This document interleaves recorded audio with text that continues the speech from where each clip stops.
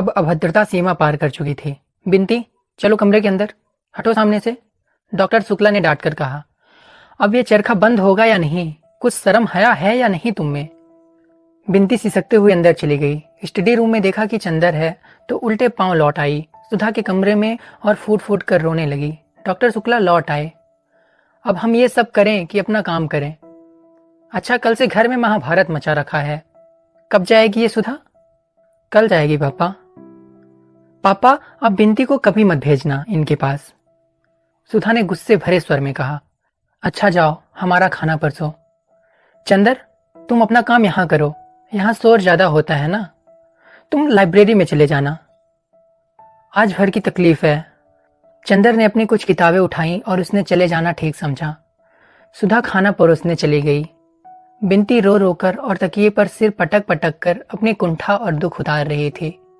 बुआ घंटी बजा रही थी। दवी जवान जाने क्या बकती जा रही थी। यह घंटी की भक्ति भावना भरे मधुर स्वर में सुनाई नहीं देता था। लेकिन बुआ जी दूसरे दिन गई नहीं। जब 3-4 दिन बाद चंदर गया तो देखा बाहर के सेहन में डॉक्टर शुक्ला बैठे हुए हैं और दरवाजा पकड़कर बुआ जी खड़ी बातें कर रही हैं। लेकिन इस वक्त बुआ जी काफी गंभीर थीं और किसी विषय पर मंत्रणा कर रही थी। चंदर के पास पहुंचने पर फौरन वो चुप हो गई और चंदर की ओर सशंकित नेत्रों से देखने लगी। डॉक्टर शुक्ला बोले, आओ चंदर, बैठो। चंदर बगल में कुर्सी खींचकर बैठ गया तो डॉक्टर साहब बुआ जी से बोले, हाँ हाँ बात करो। अरे ये तो घर के आदमी हैं, इनके बारे में सुधा ने नहीं बताया तुम्हें? ये चंदर हैं, हमारे शिष्य, बहुत अच्छा लड़का है। अच्छा अच्छा भैया, इठको तू तो एक दिन और लाए रहो ना, बीए में पढ़त है सुधा के संगे? नहीं बुआ जी, मैं रिसर्च कर रहा हूँ। वाह, बहुत खुशी भई तो को देख के। हाँ तो सुकुल, वे अपने भाई से बोली, फिर यही ठीक होई, बिनती का ब्याह टाल दे और अगर ये लड़का ठीक हुई जात तो सुधा का ब्याह आषाढ़ भर में निपटाए दे। अब अच्छा नहीं लागत, ठूठ ऐसी बिटिया सुनी माख किए छर्रावा करत है यह रोहर, बुआ जी बोली। हाँ ये तो ठीक है, डॉक्टर शुक्ला बोले, मैं खुद सुधा का ब्याह अब टालना नहीं चाहता। बीए तक की शिक्षा काफी है, वरना फिर हमारी जात में तो लड़के नहीं मिलते। लेकिन ये जो लड़का तुम बता रही हो तो घर वाले कुछ ऐतराज तो नहीं करेंगे? और फिर लड़का तो हमें अच्छा लगा, लेकिन घर वाले पता नहीं कैसे हों। अरे तो घर वालन के का करेगा है तो को? लड़का तो अलग है, अपने आप पढ़ रहा है और लड़की अलग रही है। न सास का डर, न ननद की धौंस। हम पत्री मंगवाए दे थी, मिलवाए ले। डॉक्टर शुक्ला ने स्वीकृत से सिर हिला दिया। तो फिर बिनती के बारे में क्या कहा था? अगहन तक टाल दिया जाए ना, बुआ जी ने पूछा। हाँ हाँ, डॉक्टर शुक्ला ने विचार में डूबे हुए कहा।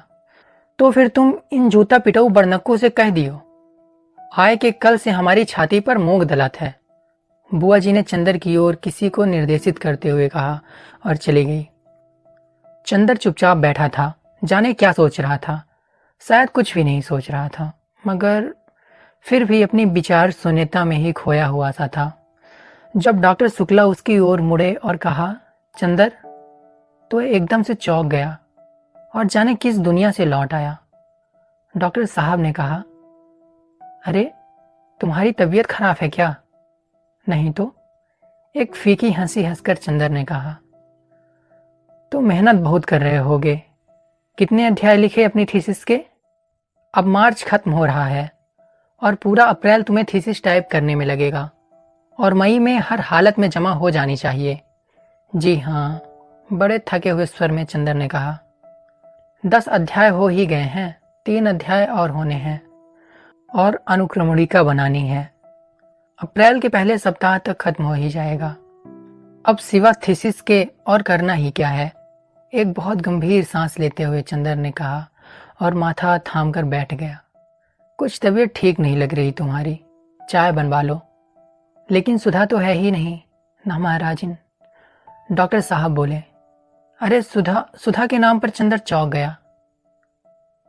हाँ, अभी वह सुधा के ही बारे में सोच रहा था जब बुआ जी बात कर रही थी। क्या सोच रहा था? देखो, उसने याद करने की कोशिश की पर कुछ याद नहीं आ रहा था। पता नहीं क्या सोच रहा था, पता नहीं था। कुछ सुधा के ब्याह की बात हो रही थी शायद। क्या बात हो रही थी? कहाँ है सुधा? चंदर ने पूछा। आज शायद साबिर साहब के यहाँ गई है। उनकी लड़की उनके साथ पढ़ती है। वहीं गई है बिनती के साथ। अब इम्तिहान में कितने दिन रह गए हैं, अभी घूमना बंद नहीं हुआ उसका। नहीं, दिन भर पढ़ने के बाद उठी थी। उसके भी सर में दर्द था, चली गई। घूम फिर लेने दो बेचारी को, अब तो जा ही रही है। डॉक्टर शुक्ला बोले, एक हंसी के साथ जिसमें आंसू छलक पड़े। कहाँ तय हो रही है सुधा की शादी? बरेली में। अब उसकी बुआ ने बताया है, जन्मपत्री दी है, मिलवा लो। और तुम सब बातें देख लेना। तुम तो थीसिस में व्यस्त रहोगे, मैं जाकर लड़का देखाऊंगा। तुम्हें डॉक्टरेट मिल जाए और यूनिवर्सिटी में जगह मिल जाए, बस हम तो लड़का लड़की दोनों से फारिग। डॉक्टर शुक्ला बहुत अजब के स्वर में बोले। चंदर चुप रहा। बिनती को देखा तुमने? थोड़ी देर बाद डॉक्टर शुक्ला ने पूछा। हाँ, वही ना, जिसको डांट रही थी वो इस दिन। हाँ वही। उसके ससुर आए हैं। उनसे कहना है कि अब शादी अगहन पूस के लिए टाल दें। पहले सुधा की हो जाए, वह बड़ी है, और हम चाहते हैं कि बिनती को तब तक विदुषी का दूसरा खंड भी दिला दें। आओ, उनसे बात कर लें अभी। डॉक्टर शुक्ला उठे, चंदर भी उठा, और उसने अंदर जाकर बिनती के ससुर के दिव्य दर्शन प्राप्त किए। वे एक पलंग पर बैठे थे, लेकिन वह अभागा पलंग उनके उदर के लिए ही नाकाफी था। बेचित पड़े थे और सांस लेते थे तो पुराणों की उस कथा का प्रदर्शन हो जाता था कि धीरे धीरे पृथ्वी का गोला बाहर के मुंह से कैसे ऊपर गया होगा। सिर पर छोटे छोटे बाल और कमर में एक अंगोछे के अलावा सारा शरीर दिगंबर। सुबह शायद गंगा नहा कर आए थे, क्योंकि पेट तक में चंदर रोली लगी हुई थी। डॉक्टर शुक्ला जाकर बगल में कुर्सी पर बैठ गए। कहिए दुबे जी, कुछ जलपान किया आपने? पलक चरमराया। उस विशाल मांसपिंड में एक भूडोल आया। एक थलथलाहट हुई और कमरे की दीवारें गिरते गिरते बची। दुबे जी ने उठकर बैठने की कोशिश की, लेकिन असफल होकर लेटे ही लेटे कहा, हो, सब आपकी कृपा है। खूब छक्के मिठान पाए। अब जरा शरबत उर्वत कुछ मिलो तो जो कुछ पेट में जलन है सो शांत हो जाए। उन्होंने पेट पर अपना हाथ फेरते हुए कहा, अच्छा, अरे भाई जरा शरबत बना देना। डॉक्टर शुक्ला ने दरवाजे की ओर में खड़ी हुई बुआ जी से कहा। बुआ जी की आवाज सुनाई पड़ी, बाप रे, ये 2.5 मन की लहास, कम से कम मसक भर के शरबत तो उलीच ले हो। चंदर को हंसी आ गई। डॉक्टर शुक्ला मुस्कुराने लगे, लेकिन दुबे जी के दिव्य मुखमंडल पर कहीं क्षोभ या उल्लास की रेखा तक न आई। चंदर मन ही मन सोचने लगा, प्राचीन काल के ब्रह्मानंद सिद्ध महात्मा ऐसे ही होते होंगे। बुआ एक गिलास में शरबत ले आई। दुबे जी कांख कांख कर उठे और एक सांस में शरबत गले के नीचे उतारकर गिलास नीचे रख दिया। दुबे जी, एक प्रार्थना है आपसे। डॉक्टर शुक्ला ने हाथ जोड़कर बड़े विनीत स्वर में कहा। नहीं, बात काटकर दुबे जी बोले, बस अब हम कुछ न खावे, आप बहुत सत्कार किए, हम यही से छक गए। आपको देख के तो हमें बड़ी प्रसन्नता भई, आप सचमुच दिव्य पुरुष हो। और फिर आप तो लड़की के मामा हो, और ब्याह शादी में जो है सो मामा का पक्ष देखा जाता है। ये तो भगवान ऐसा जोड़ मिलाइन है कि वर पक्ष और कन्या पक्ष दोनों के मामा बड़े ज्ञानी हैं। आप हैं तौन कॉलेज के प्रोफेसर, और ओहर हमार सार लड़कन के मामा जौन है तौन डाकघर में मुंशी है। आपकी कृपा से, दुबे जी ने गर्व से कहा। चंदर मुस्कुराने लगा। अरे सो तो आपकी नम्रता है, लेकिन मैं सोच रहा हूं कि गर्मियों में अगर ब्याह न रखकर जाड़े में रखा जाए तो ज्यादा अच्छा होगा। तब तक आपके सत्कार की हम कुछ और तैयारी कर लेंगे। डॉक्टर शुक्ला बोले। दुबे जी इसके लिए तैयार नहीं थे। वे बड़े अचरज में भरकर उनकी ओर देखने लगे, लेकिन बहुत कहने सुनने के बाद अंत में वे इस शर्त पर राजी हुए कि अगहन तक हर तीज त्योहार पर लड़के के लिए कुर्ता धोती का कपड़ा और 11-12 रुपए नजराना जाएगा, और अगहन में अगर ब्याह हो रहा है तो सास ननद और जेठानी के लिए गरम साड़ी जाएंगी। और जब जब दुबे जी गंगा नहाने प्रयागराज आएंगे तो उनका रोचना एक थाल कपड़े और एक स्वर्णमंडित जौ से होगा। जब डॉक्टर शुक्ला ने यह स्वीकार कर लिया तो दुबे जी ने उठकर अपना झालम झोला कुर्ता गले में अटकाया और अपनी गठरी हाथ में उठाकर बोले, अच्छा तो अब आज्ञा देओ, हम चली अब, और ये रुपया लड़की को दे दियो, अब बात पक्की है। और अपनी पैंट से उन्होंने एक मुड़ा मुड़ाया तेल लगा हुआ 5 रुपए का नोट निकाला और डॉक्टर साहब के हाथों में दे दिया। चंदर एक तागा कर दो दुबे जी को। अच्छा आओ हम भी चलें। जब ये लोग लौट आए तो बुआ जी एक थाली से कुछ निकाल रही थी। डॉक्टर शुक्ला ने नोट बुआ जी को देते हुए कहा, लो ये दे गए हैं तुम्हारे समधी जी लड़की को। 5 का नोट देखा तो बुआ जी सुलग उठी। न गहना न गुड़िया, ब्याह पक्का कर गए हैं ये कागज के टुकड़े से। अपना आप तो सोना और रुपया और कपड़ा सब लिहो, और देत में पेट पिरात है जूता पीटत का। अरे राम चाही तो जमदूद इल्हास के बोटी बोटी करके अपने कुत्तन के खिलाओ। चंदर हंसी के मारे पागल हो गया। बुआ जी ने थैली का मुंह बांधा और बोली, अबहिन तक बिनती का पता न, और ऊ तुर्कन मल्लच्छन के यहाँ कुछ खाए पी ली तो फिर हमारे यहाँ गुजारा नहीं ना होए।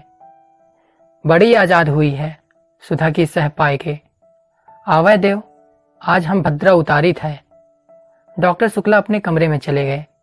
चंदर को प्यास लगी थी। उसने बुआ जी से 1 गिलास पानी मांगा। बुआ ने 1 गिलास में पानी दिया और बोली, बैठ के पियो बेटा, बैठ के। कुछ खाए का देई? नहीं बुआ जी। बुआ बैठकर हंसिये से कटहल छीलने लगी और चंदर पानी पीता हुआ सोचने लगा, बुआ जी सभी से इतने मीठे स्वर में बात करती हैं तो आखिर बिनती से इतनी कटु क्यों हैं? इतने में अंदर चप्पलों की आहट सुनाई पड़ी। चंदर ने देखा सुधा और बिनती आ गई थी।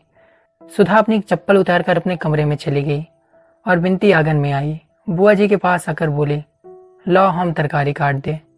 चल हटो हर, पहले नहाया जाए के। कुछ खाया तो नहीं रहो? इतनी देर कहाँ घूमती रहो? हम खूब अच्छी तरह जानी थी, हमार नाक कटाइन के रहबो।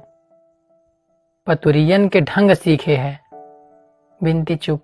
एक तीखी वेदना का भाव उसके मुंह पर आया।